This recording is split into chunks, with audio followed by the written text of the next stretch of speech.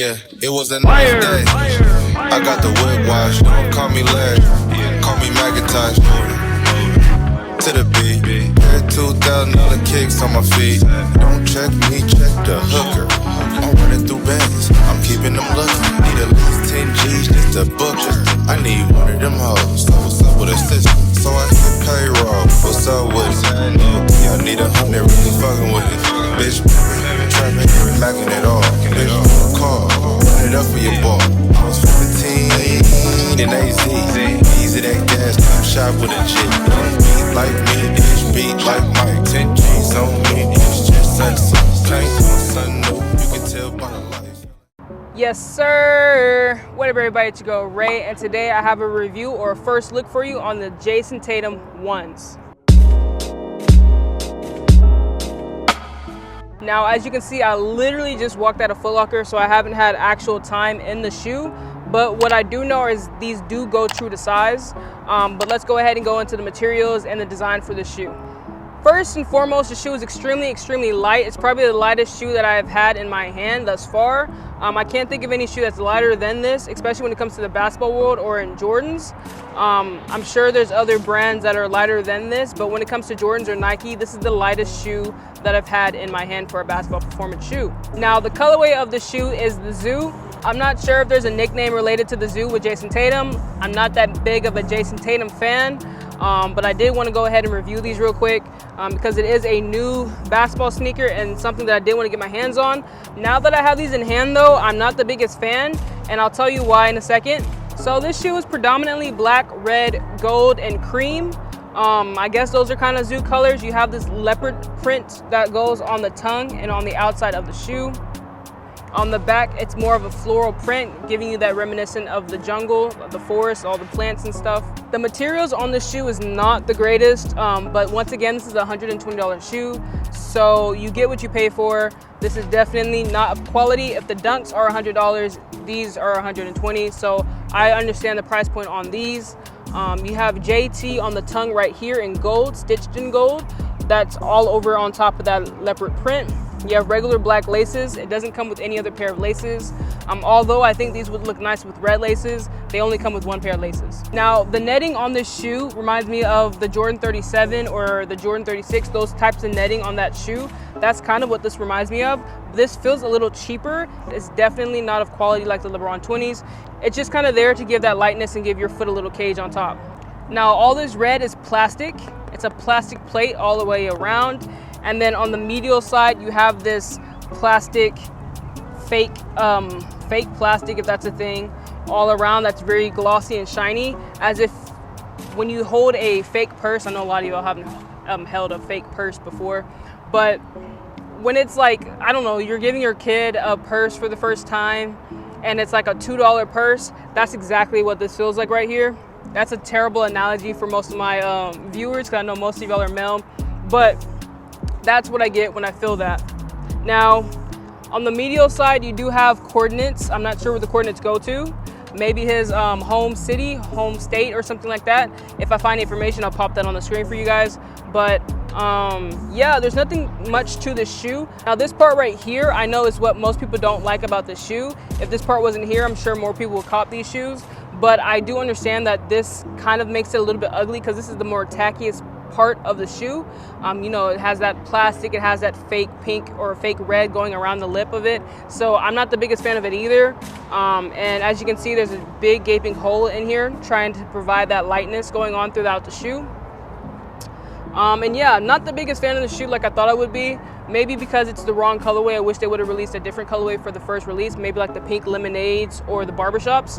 But this shoe is okay looking. Now, as for traction, I can already tell you off rip that this rubber is not the best. Even with my hand sliding on it, I can tell it's not going to grip well at all. And then the back of here, right here, has no type of translucent rubber at all. It's just foam, and so that's definitely going to tear up over time and you know, wear down. So that's not gonna be good either. So the best traction on this foot is on the forefoot, but even that is not even that good. So I would not recommend this right now as your basketball shoe. Now, if you're a big Jayson Tatum fan, I recommend buying these because this is his first silhouette. And you know, as a fan, I would buy all the shoes that I can get from him, starting from his first shoe. But I can tell you now, I would recommend just buying a different shoe completely, or if you are having that low budget, go ahead and get the Pumas. I know now a lot of people aren't a big fan of LaMelo, but I find that those perform a lot better than how these feel like they will perform. So I could be wrong. Like I said, I just picked these up right from Foot Locker. I haven't tried, well, I've tried them on, but I haven't gone outside or walked around in them.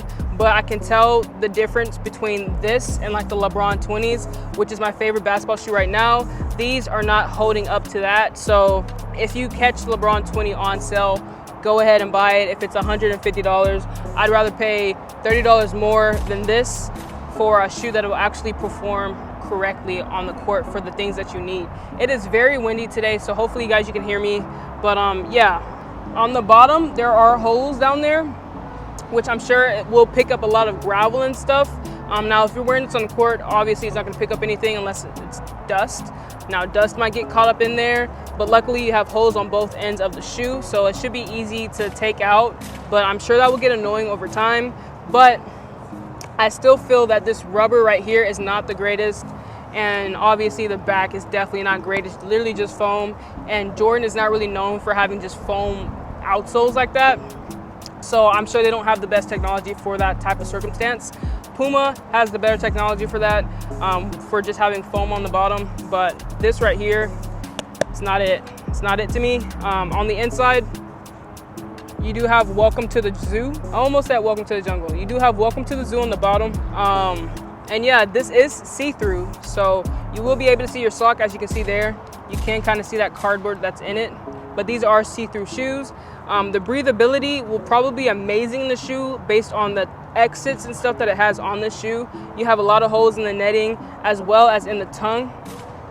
As you can see there, there's a lot of holes there too. So breathability is going to be great in these shoes. On the back, you have his number as well as his signature, and then a Jordan logo at the bottom there. And here is the other side of the shoe. This is the right shoe now. I showed you all the left shoe. It's the exact same. There's nothing different. The back isn't different. Same signature, same brand logo, and then same number right there. You got the Jordan stitched on the back of here. This back heel counter is actually made out of some like foam plastic. I can't necessarily explain it. Right here you have that ugly cheap plastic back here with that 0 on it, and then this heel counter has this like matte foam plastic right here with the red as embroidery on top of it, as well as this stitched on Jordan. Now the coordinates are the same on both sides of the shoe, same thing on both medial sides, and you have the same Welcome to the Zoo on that insole there. Here is the box. Now this is not my size. I tried it on in store because this display piece was my shoe size, but I asked them to just give me any shoe because I'm going to review them real quick and give them right back to you. So here is the front of the box. As you can see, this is a 9.5. On the top lid, I'm assuming it's his logo, JT, just kind of expanded out. It's in white and black, and you have kind of this shimmer gloss going on that's kind of like swirly. Kind of looks like a fingerprint just going all the way around the box in this lock stuff. You have the regular box stuff on the bottom, and then Jordan on the outside, as well as his signature right here. When you open it up, you have a special paper that does say JT all over it. And that's basically it for the box. Regular box stuff, it is what it is. But nothing special, just the, you know, the JT logo on the top, and it's black and white. I haven't really seen a black and white box in a while. But that is pretty much it for the video. Please like, share, and subscribe to the channel. I appreciate each and every one of you guys so much for watching. And also comment down below if you like the drone footage before this video. I'm trying to find a way to incorporate both. I really love doing videography. That's always been a thing for me. I love videography or cinematography. That's always been my thing. So let me know. I've been kind of putting it on the back burner as of late because those videos don't really do well. So let me know if you like it.